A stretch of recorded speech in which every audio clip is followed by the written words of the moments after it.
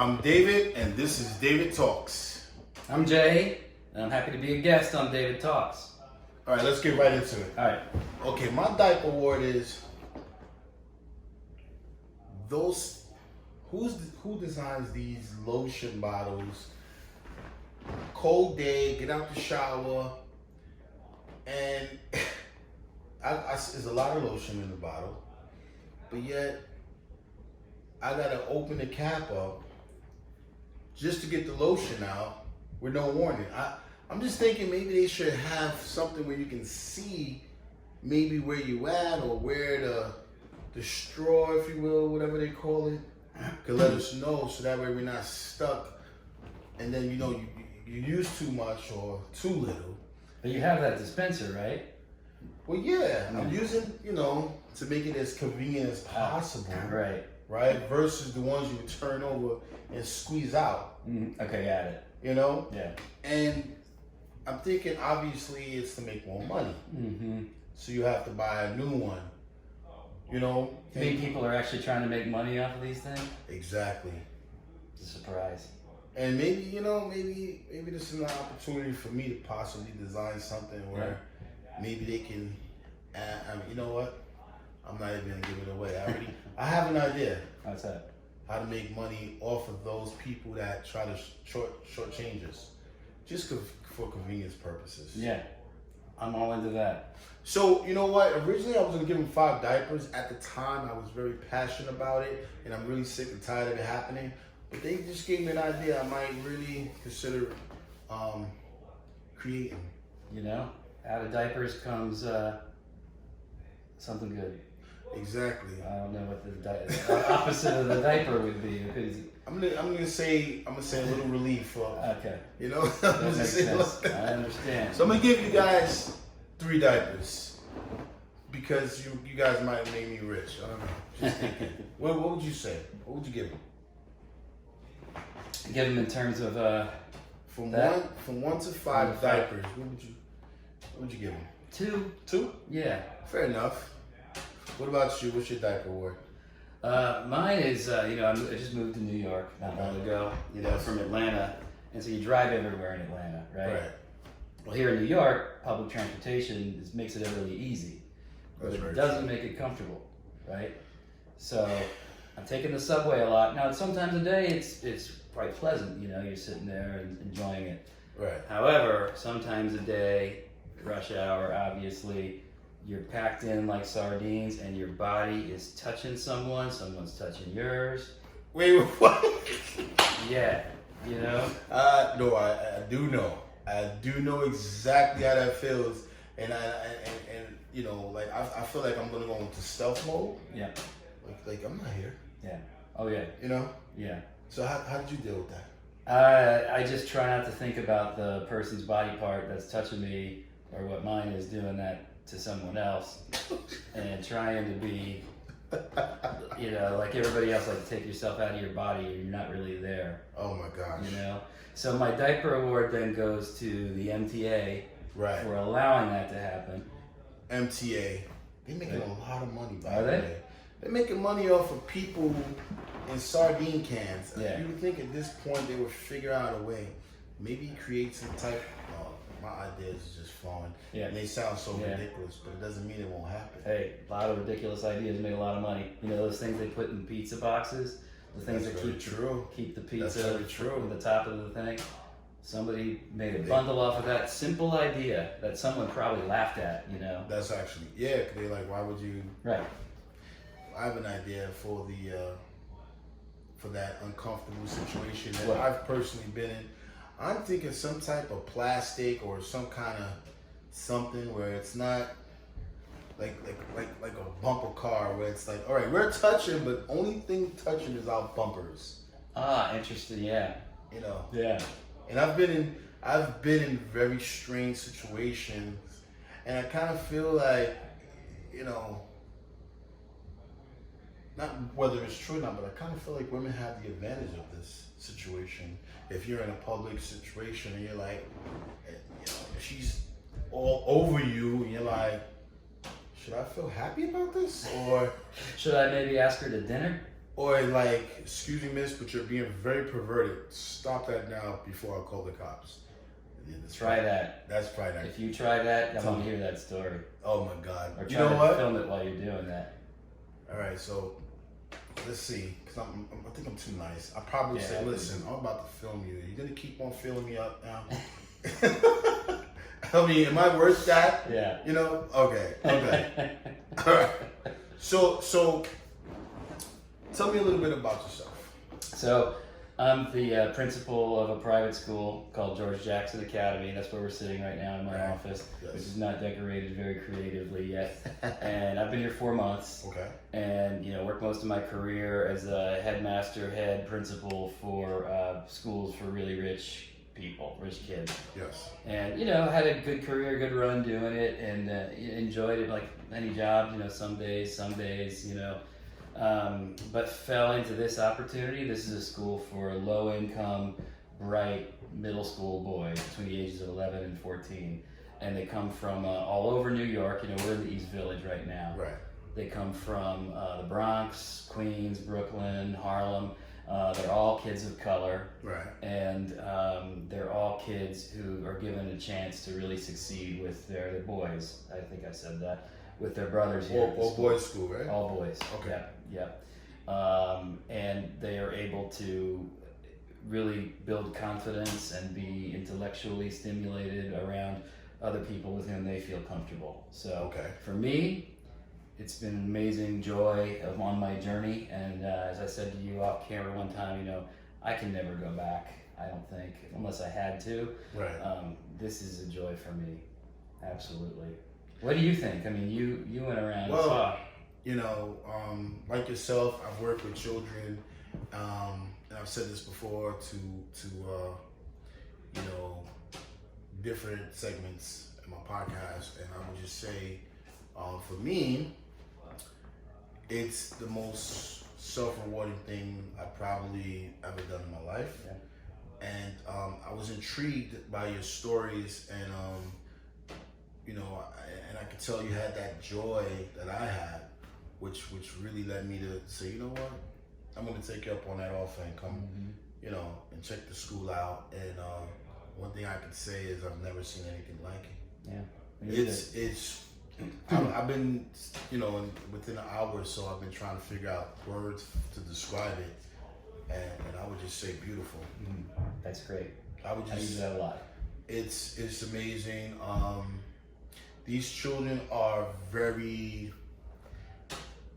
not just well spoken, but sincerely, genuinely concerned with others. And you can tell that they have that self-love, that self-confidence. You can see the strength. Yeah. And them being as humble. It's amazing. It gives me strength with being around them. Not that it's all about me, but I mean, I've grown in the past 4 months that I've probably grown as a person in 4 years or 40 years. I'm telling you, I mean, wow. It's just been transformative for me, and watching them and having the real honor, and I don't use that word lightly. It's an honor to help these kids actualize their potential, It's, And it's interesting for me, sorry to interrupt you, because I'm a white guy. There's not one white kid in this school. Teachers, a lot of white teachers, not everyone. And I've been very, cognizant of that, because I feel these boys, it's very powerful for them to have role models, men of color, such as yourself, which is really a big reason why I wanted you to come and meet, so those kids could see a successful man of color. Thank you. And I'm very cognizant of that. I'm trying to get over it because I think the kids accept me, and I love them and what I do. So it's just it's interesting how who you are, what you bring to the table, is something you should always remember. So you're sensitive. So, which brings me to a question: what is your biggest challenge, or criticisms because of the fact that you're a Caucasian white man, if you will, teaching black children? The ones I've heard, Yes.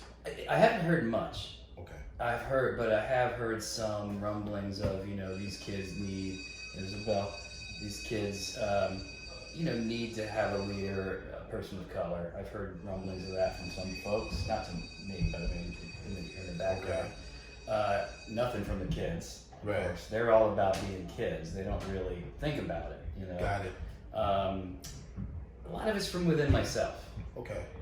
I have sought out other leaders, other school leaders, especially those who are people of color, and asked them, what do you think about it? And the best answer I got was from my longtime mentor, a woman who was a principal for many, many years, African-American woman, and she said, your heart is so deep, your passion is deep, and that is going to carry you further and carry those kids further than anything more than skin color. So I hold on to that. Nice. Yeah. I mean, I love what you do, and clearly you know how you feel. You know your true intentions, and by being here, you can truly enhance their lives. I believe it. I do also believe by the same token that you have to remember who you are at all times and remember who you're not. And I have to remember that these boys come from a very different reality than I come from. Right. And, not to stereotype or anything like that, but to understand that their needs, their realities are not what mine are. So I have to work extra hard to, really be able to meet them where they are. Right. So let's get into the nitty-gritty of the transition. Now, your goal is to do exactly what? This as long as I possibly can, in terms of career. No, in terms of the children, you're trying to get them from what level to where? As I said, in some of the really schools that for wealthy kids, they're great because they have a lot of scholarships for kids, and they also, so they're not just for wealthy people. Yes. And they're very sensitive to it. But overall, you're talking about the top 1% of wealth. Right.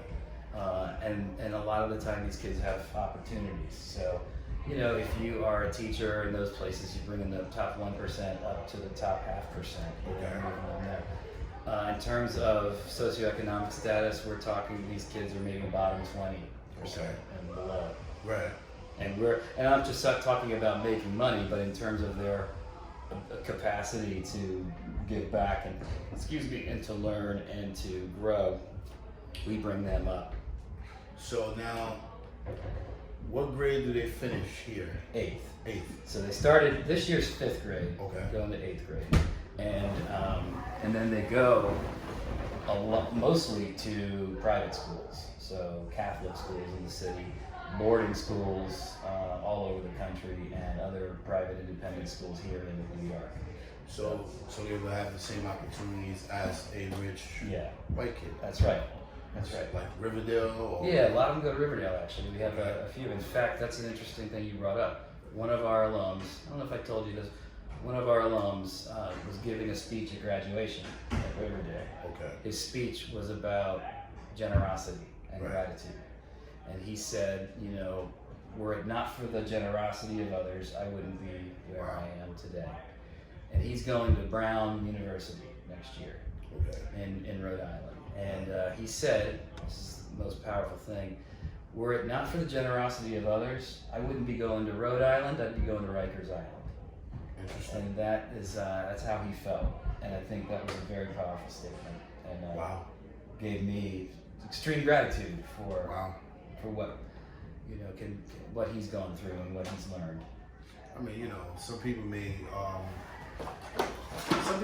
criticize the fact that it's like there's other choices, but not understanding what's in that individual's mind. Yeah, exactly.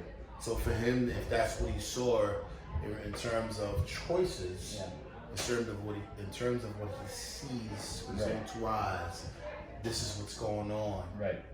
His peers or whomever. Yeah. This is what I'm gonna end up doing, and then to have the choice of, oh, whoa, there's another world out there. Yeah. Yeah. And being attracted to the other world. Yes.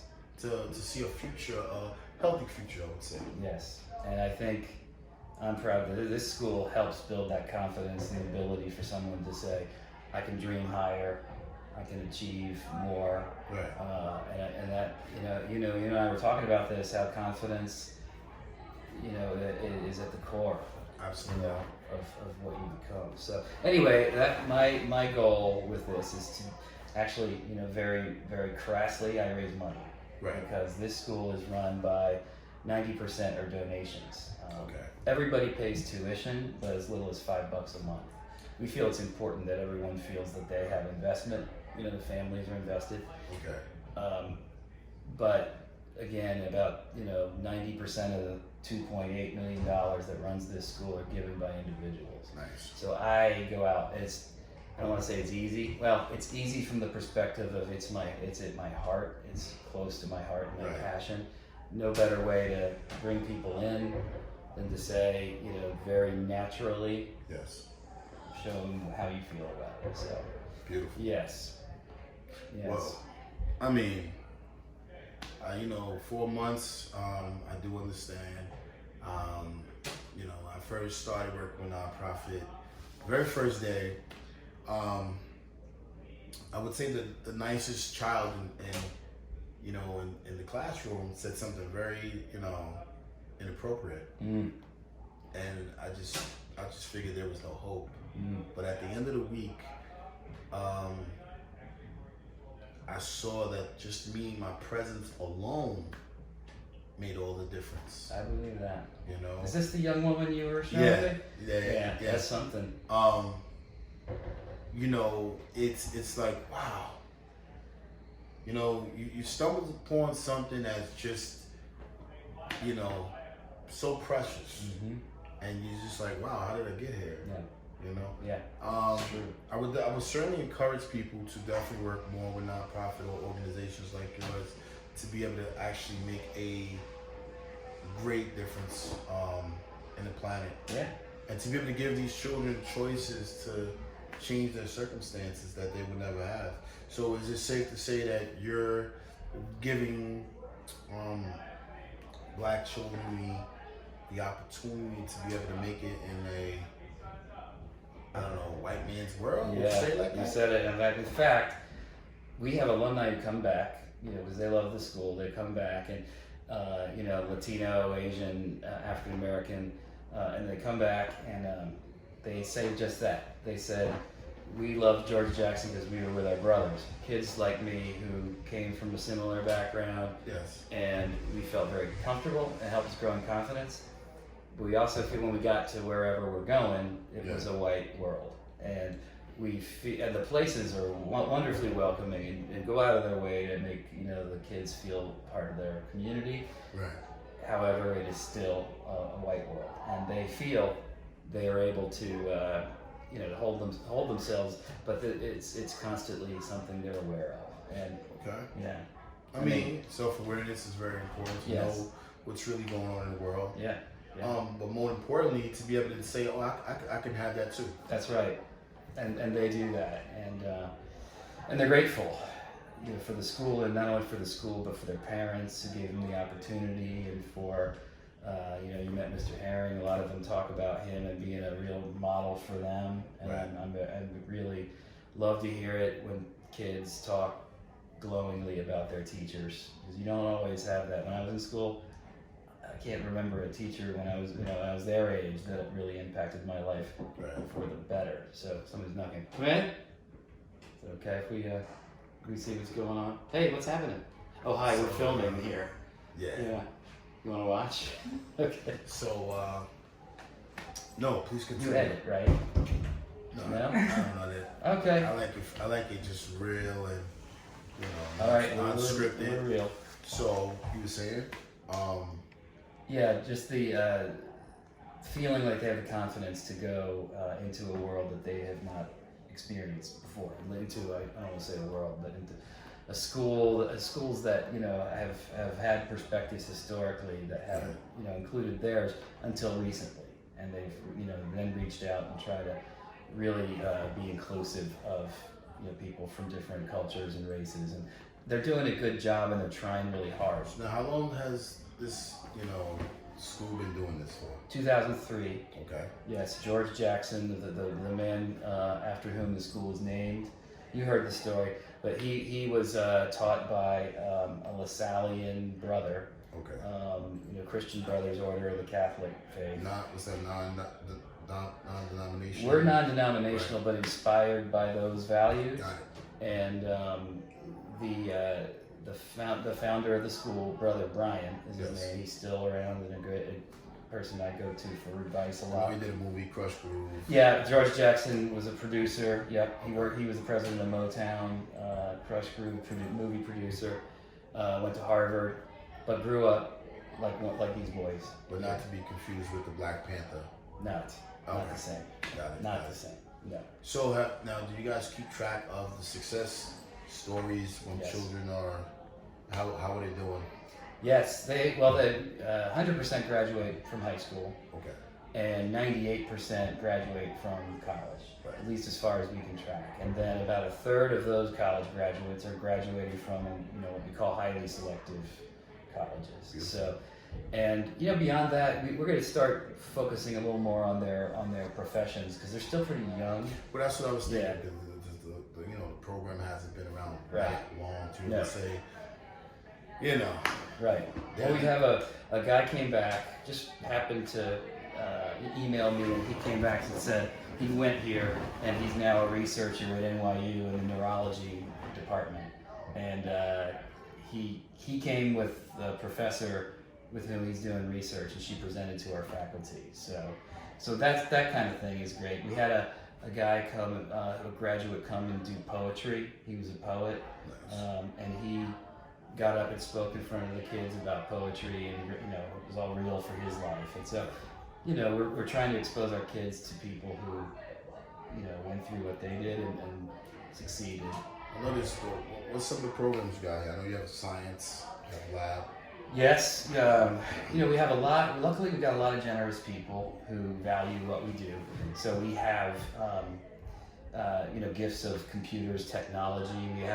We're piloting a virtual reality program right now that a company in the UK has given us, and so we were lucky to have those kinds of things for science and technology. And then the other things that we focus on that some of the other schools don't is these boys take Latin, because Latin is the root of a lot of vocabulary. Old language, yeah. Yes, and so one of the things we're trying to do a good job of, better job, is PE, physical education, because we're limited by our space. I showed you our rooftop. Right. Nice, beautiful, flat rooftop. Any of you out there have $1 million that you want to give to this school, so we could have a gym on our roof? It's pretty nice, I don't really think it'll take too much No, time I don't think so. build. I don't think so. Anyway, I didn't even think I could ask viewers. Oh, yeah, you can.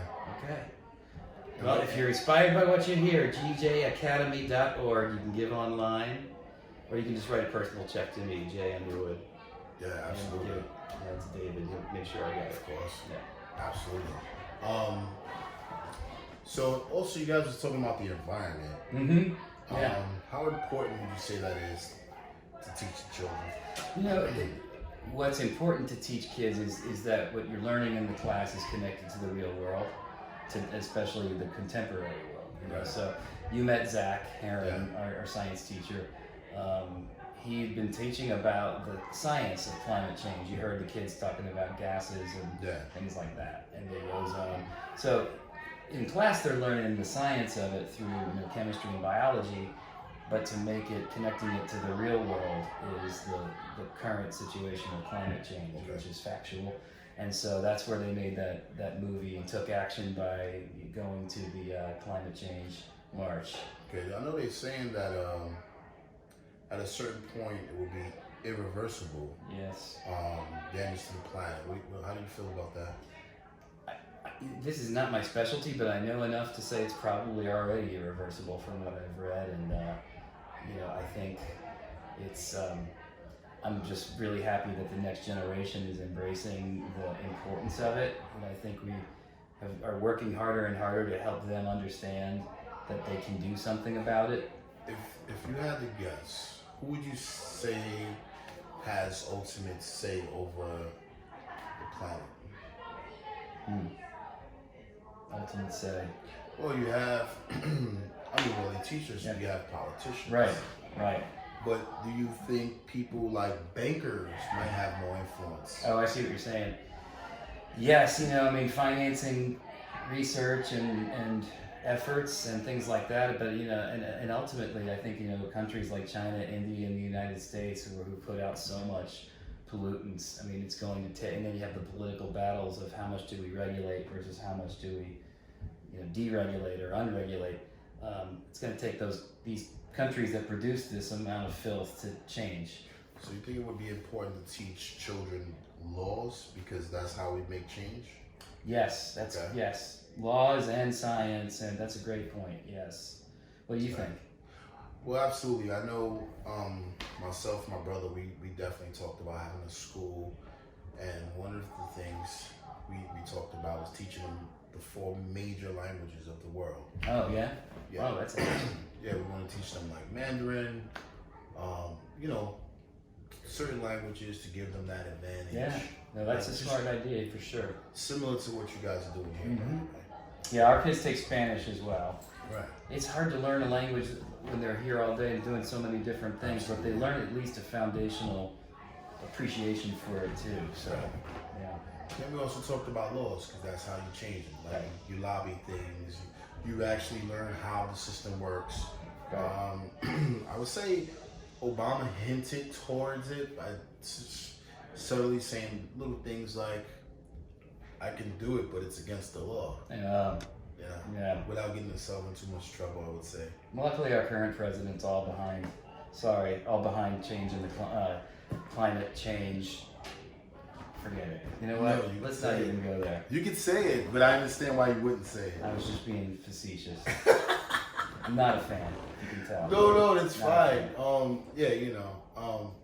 I just, and I've said this before, I just laugh. Yeah. When I hear the name, what else could you do? It's just like, there's no words to describe things you would have never imagined ever in life happens out of this person's mouth.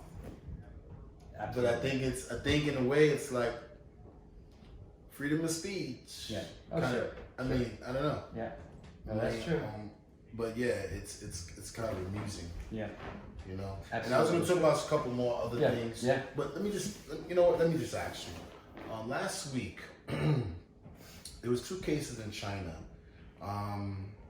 where the Black Plague, 2 people got infected by the Black Plague. I heard that. I didn't. We have a 3rd person now. Is that right? That was in contact with about 30 people that they quarantined and grouped them up. And what do you think about that? Scary. How do you contract it? I know. If somebody got an injection or something? Well, the animals carried them. Okay. Wildlife carries them anywhere from mosquitoes to, I guess, I don't know, dogs or whatever. What I find interesting is that it originates in Asia every single time. Oh, is that right? So the last one was in the 16th century. Oh, wow. Before that was the 6th century and now. And we thought we had rid of it. It was gone, but it's not. What? It's come back. You think that just pops out of nowhere? Or? I don't know. Sometimes you think nature finds a way. Really? We think we've. You think it has something to do with? You think the world is protecting itself? Yeah, that's an interesting way of putting it. I could see that. Or you think man is protecting the world? I mean, the possibilities. Or I think in his mind or her mind. Right. I think we're pretty arrogant, human beings, to think that we inhabit this world just for us and our benefit. Right.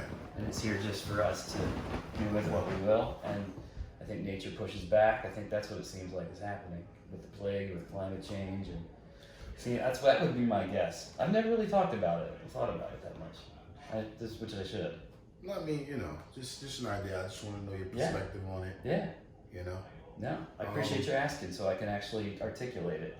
Okay, before we go, what's your Let's Go, Let It Go? You got anything? Yeah, I do. So, as we've talked about, I'm a big movie fan. Okay. Right? And one of my favorite movie franchises is Alien. I like science fiction, I like science fiction horror, right? Okay. And the movie Alien Yeah. completely big part of my childhood. You know, it scared me to death, Right. but I collected all the stuff, you know, about it and everything, and I loved it. And they came out with a sequel. I'm very excited about the sequel, Aliens, you know, and I loved as the sequels kept going. What about the Alien versus Predator? Okay, you got it. So my let's go is let's keep doing good sequels of Alien, And then, but stay away from the mix-up with the Predator. yeah, you don't like the Predator? I love the Predator, but not with the aliens. Isn't it like Jason and like Freddy? I hate that stuff. What was that? Right. No. Keep your franchises separate. Don't. It's definitely bad news to bring the aliens and the Predators fighting, because everybody knows the Predators are ultimately going to win. I mean, this is what he does, apparently. Right? No, Arnold Schwarzenegger with the Predator, original Predator 2. I didn't see this last one, but Yeah. I'm good with that. Let's go. Let it go with those mix-ups. You wanted to, okay, so you want to let it go or let's go? I want the sequels to the original franchise. Let's go. Right. Especially if they're high quality and they're true to the mythology. Yeah. But let go of the mixing of the franchises. Fair enough. You know what I'm saying? I'm done with it. I don't want to see no more Alien. I don't want to see no more Predator. Okay. I'm done with that. I'm definitely going to say let it go. All right. But, so, what about Friends? They're about to do a Friends movie for 2 days. What? Yeah. You're kidding. I'm not kidding. And November 24th, I believe November 25th, 2 days in the movies. Same cast and It's everything? like Friends giving, I guess, for the holidays. Oh, yeah, I hear people do that kind of thing. That's funny. Or, yeah, my kids will love it. I got teenage kids and they watch Friends. Would you let it go or let's go? Let it Do you go. want let it? That's what I'm Let thinking. it go. I mean, it's great. When I gone to England, it seemed like everybody loves the show, and it was good. Yeah. I mean, It's out of date, though. You know, it was the 90s. it's like 90210 or something. Exactly. I mean, like, I don't know. I'm gonna say let it go as well. All right, good. Well, I'm guys, with it. Go. thank you for watching David Talks. We'll be seeing you again. Thanks for watching. Thank you. Thanks for having me. Appreciate it very much. Much love, guys.